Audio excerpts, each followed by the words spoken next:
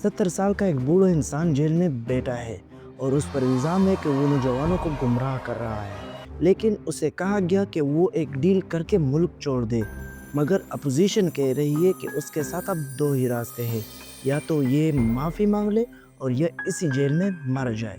इस बूढ़े आदमी का नाम हम सब जानते हैं और ये है सोक्राटिस, यानी सुकरात। सुकरात कहता है कि इंसान के लिए बगैर सोचे समझे जीने से मरना बेहतर है। ये कहानी तकरीबन आज से 2500 साल पहले यूनान के एक शहर एथेंस के एक बड़े मंदिर से शुरू होती है।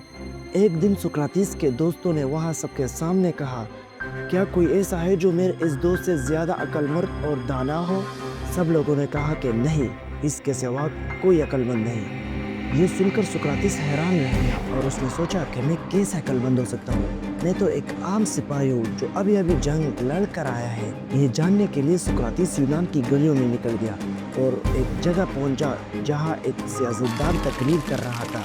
जैसा ही तकरीर ख़त्म हुआ, सुकरातिस खड़ा हुआ और सवाल किया, आप कहते हैं कि मैं इंसाफ दूंगा, बताइए इंसाफ है क्या?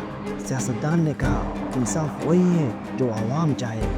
सुकरातिस ने फिर पूछा कि अगर कल आवाम कहे कि एक कमज़ोर का हक खा लिया जाए तो क्या ये इंसाफ होगा?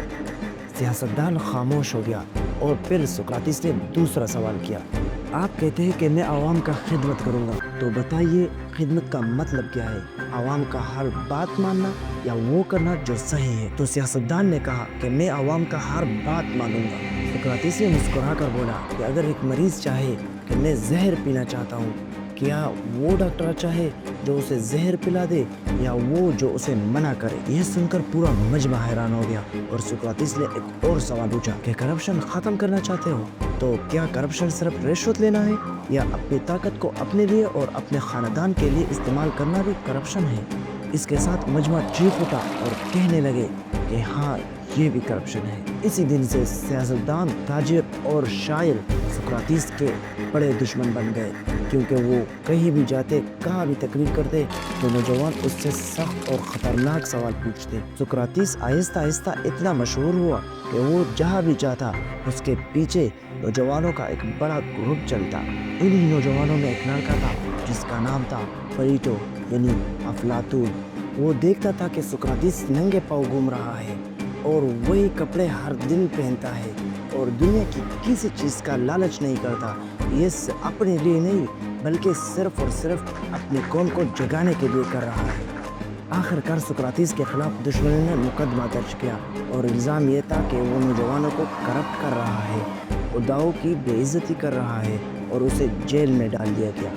अदालत में जज ने कहा कि तुम नौजवानों को गुमराह कर रहे हो, मगर सुकरातिस ने कहा कि मैं सिर्फ सवाल पूछता हूँ और उस पर नौजवान सोचने लगते हैं और करप्ट इंसान को पहचान लेते हैं, और अगर ये जुर्म है तो हाँ, मैं मुजरिम हूँ। जज ने कहा, तुम रहम की अपील क्यों नहीं करते? तो सुकरातिस ने कहा कि मैंने यूनान के लिए जो खिदमत की है वो किसी ने नहीं की। मैंने नौजवानों को जगाने की कोशिश की है, मुझे इसका सज़ा नहीं, इसका इनाम मिलना चाहिए, तो मैं क्यों रहम की अपील करूं? ये सुनकर जज और गुस्से में आ गया और उसने कहा कि अगर तुम चुप हो जाओ और दूसरे मुल्क चले जाओ तो हम तुम्हें कुछ नहीं कहेंगे। सुकरातिस ने जवाब दिया, नहीं, सच्चाई और इंसाफ के बगैर जीने से बेहतर है कि मैं मर जाऊं। जज ने कहा, फिर हम तुम्हें मौत की सज़ा क्यों न दें? सुकरातिस ने पुरसुकून लहजे में कहा कि तुम हमें मारकर सच्चाई को नहीं मार सकते। आखिरकार जजों ने फैसला सुनाया कि सुकरातिस को जहर पीने की सज़ा दिया जाए। जिस दिन फैसला सुनाया गया उसी दिन से यूनान के मजहबी त्यौहार शुरू हो गए और 1 महीने तक ये सज़ा मुलतवी रही। इस दौरान उसके दोस्तों ने इसे भागने की पेशकश की, हत्ता कि एक दोस्त ने पहरेदारों को रिश्वत भी दी, लेकिन सुकरातिस ने कहा, खामोशी से जीना मरने से बदतर है। आखिरकार आखिरी दिन अपने दोस्तों और शागिर्दों से मिलने के बाद सुकरातिस ने जहर पी ली, लेकिन यहाँ एक छोटा सा नुक्ता रह गया और वो ये कि अगर सुकरातिस जहर ना पीता तो वो मर जाता। उस वक्त अफलातून और दूसरे शागिर्द वहाँ मौजूद थे और सुकरातिस की इस कुर्बानी ने अफलातून की ज़िंदगी बदल दी। अफलातून ने अहद किया अपने उस्ताद का पैगाम सारी दुनिया तक पहुँचाना है। आज मतलब 2500 साल बाद कोई नहीं जानता कि यूनान में उस वक्त किसकी हुक्मरानी थी, लेकिन सुकरातिस को हर बच्चा जानता है क्योंकि उसने नौजवानों को जगाने के लिए अपनी कुर्बानी दी। इस कुर्बानी के नतीजे में अफलातून پھر ارسطو اور پھر سکندر اعظم وجود میں آئے جس نے دنیا کی سب سے بڑی سلطنت قائم کی۔